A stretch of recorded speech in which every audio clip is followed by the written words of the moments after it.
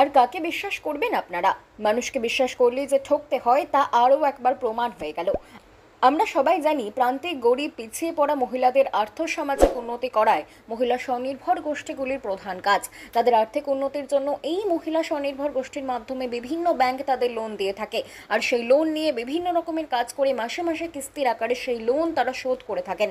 আর এখানেই হলো গন্ডগোল। গ্রামের সরল সিধা মহিলারা ঘাম ঝরিয়ে নানা রকম কাজ করে সেই লোনের কিস্তির টাকাগুলো দিয়ে থাকেন।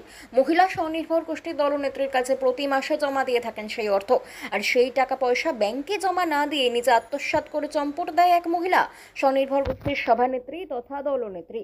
জানা গিয়েছে সেই টাকার পরিমাণ প্রায় 5 লক্ষ টাকা। শুধু তাই নয়, যাতে প্রমাণ না থাকে তার জন্য সঙ্গে করে নিয়ে গিয়েছেন ব্যাংকের হিসেবের খাতাপত্র।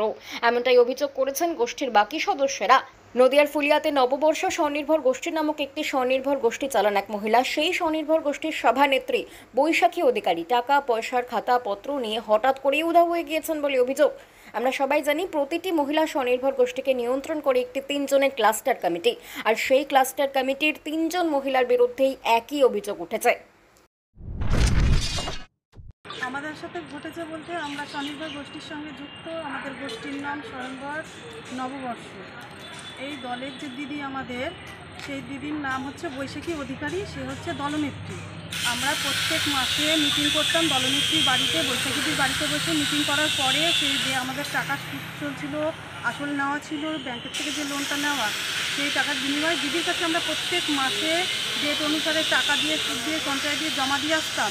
সেই টাকাটা দিদি আমাদের ব্যাংকে জমা দেয়নি, সেটা আমরা 2 বছর পরে বুঝতে পারলাম। বুঝতে পারার পরে এখন আমরা সব যোগাযোগ করছি। যোগাযোগ করার পরে ভিডিওতে এসেছি। ভিডিও দাদারা আমাদের যা যা করতে বলছে সেটা করার জন্য এগিয়ে এসেছি। আর ব্যাংকের ওই বই খাতা বই, হ্যাঁ, আমাদের ব্যাংকের বইগুলো, ব্যাংকের খাতাগুলো সব ক্লাস্টার ঘরের দিদিরা আটকে রেখেছিল 2 বছর ধরে। যখনই আমরা ব্যাংকের বইয়ের কথা, খাতার কথা বলতাম, আমাদের ক্লাস্টার ঘরের দিদির কাছে কারোর না কারোর কাছে ফোন ধরিয়ে দিত। ফোন ধরানোর পরে বলতো, তোমাদের বই খাতাগুলো আমি পাঠিয়ে দিচ্ছি, তোমাদের বই। এখন তিনি কোথায় আছেন? উনি এখন নিখোঁজ আছে। কত টাকা নিয়ে নিখোঁজ হয়েছে? কত টাকা বলতে আমাদের 6 লাখ টাকার লোন চলছিল। 6 লাখ টাকার বিনিময়ে এখন আমরা মোটামুটি সমস্ত শোধ হওয়ার পরে হয়তো ব্যাংক আমাদের কাছে অল্প কিছু পাবে, সেটা আমরা পরিশোধ করার জন্য দিদিকে জানিয়েছি যে আমরা টাকাগুলো শোধ দিয়ে আমাদের গোষ্ঠী আমরা ভেঙে দেবো। তখন দিদি বুঝতে পারে পালিয়েছে। কত টাকা নিয়ে পালিয়েছে? কত টাকা নিয়ে পালিয়েছে বলতে এখন ব্যাংক আমাদের বলছে যে 5,90,95,000 টাকা ব্যাংক ঋণ, কিন্তু ব্যাংক আমাদের কাছে পাবে মোটামুটি হয়তো 1 লাখ টাকা মতো পাবে। তাহলে আমরা 5 লাখ টাকা শোধ করেছি, সেই 5 লাখ টাকা দিদি নিয়ে পালিয়েছে। আচ্ছা, আপনারা কি চাইছেন এখন? আমরা চাইছি দিদি এখানে আসুক, এসে আমাদের এই যা কাণ্ড করেছে সেই কাণ্ডটা সম্পূর্ণভাবে নির্দিষ্টভাবে বুঝিয়ে দিই, যে টাকা আমি খেয়েছি, আমার সঙ্গে কে কে আছে, কে কী করেছে, সমস্তটা আমরা জানতে চাই। আপনার যে গেছে তার নাম কি? তার নাম হচ্ছে বৈশাখী অধিকারী। তার বাড়ি কোথায়? তার বাড়ি মাঠপাড়া। বাড়িতে কেউ নেই? বাড়িতে তার হাজবেন্ড আছে, 2টো বাচ্চা আছে। এখন আপনারা থানায় অভিযোগ করছেন? অবশ্যই।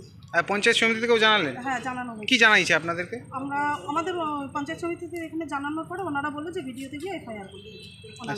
থানায় গিয়ে এফআইআর করে আসে, তারপর ভিডিওতে একটাই। কি নাম আপনার? আমার নাম সীমা সরকার। আপনি কোন দায়িত্বে আছেন? আমি কোনো দায়িত্ব নেই, মানে সদস্য? ওই দলের সদস্য।